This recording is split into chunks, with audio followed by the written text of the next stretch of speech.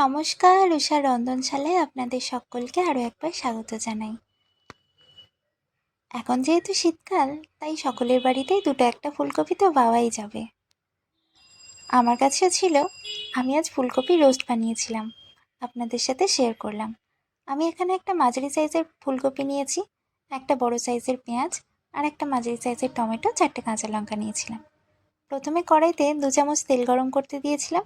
তেলটা একটু গরম হয়ে গেলে আমি পেঁয়াজগুলো ভাজতে দিয়ে দিয়েছি।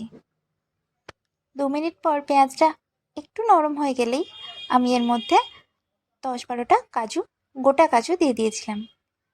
এবার ওটা একটু নাড়াচাড়া করে নিয়ে আমি টমেটো আর কাঁচা লঙ্কাটাও দিয়ে 2 মিনিট মতন ভেজে নিয়েছিলাম। সব কিছু ভাজা হয়ে গেলে আমি এটা একটা মিক্সিং জারে তুলে নিচ্ছি। এটার একটা পেস্ট বানিয়ে নেব। এবার কড়াতে ওই তেলের মধ্যেই আমি ফুলকপিটা দিয়ে দিচ্ছি। দিয়ে 5-7 মিনিট একটু ঢাকা দিয়ে ভালোভাবে ভেজে নেব।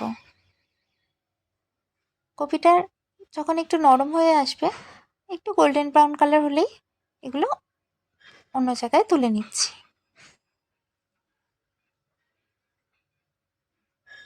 এবার আমি কড়াইতে আবারও 2 চামচ সাদা তেল দিয়েছি। এবার কিছু গোটা মশলা ফোড়নের জন্য দিয়ে দিচ্ছি। আর দিয়ে দিচ্ছি 1 চামচ আদা রসুন বাটা।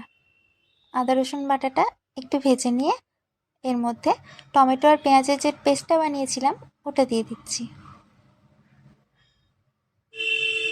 এবার সব কিছু একটু ভালোভাবে ভেজে নেব। ভেজে নেওয়ার পর আমি এক এক করে গুঁড়ো মশলাগুলো দিয়ে দেব। রোস্টটা যেহেতু একটু সাদা ধরনের হয়, তাই এর মধ্যে কিন্তু আমি হলুদ বা লঙ্কার গুঁড়ো অ্যাড করব না। আমি এখানে 1 চামচ ধনে গুঁড়ো, 1 চামচ জিরে গুঁড়ো, স্বাদ মতো নুন আর একটু চিনি দিয়েছিলাম।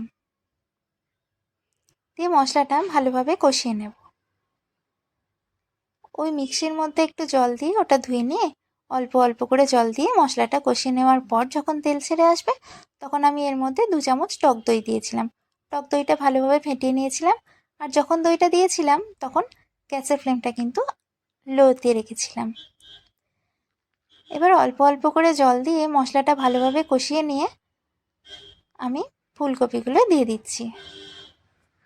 কপিটা দিয়েই 1-2 মিনিট ভালোভাবে নাড়াচাড়া করে নিয়ে আমি ঢাকা দিয়ে রাখবো। ঢাকা দিয়ে মিনিট 10 মতন রান্না করলেই আমাদের আজকের রেসিপি কিন্তু রেডি। খুবই সহজ একটা রেসিপি, খুব তাড়াতাড়ি হয়ে যায়। আপনারা অবশ্যই কিন্তু বাড়িতে একবার ট্রাই করে দেখবেন।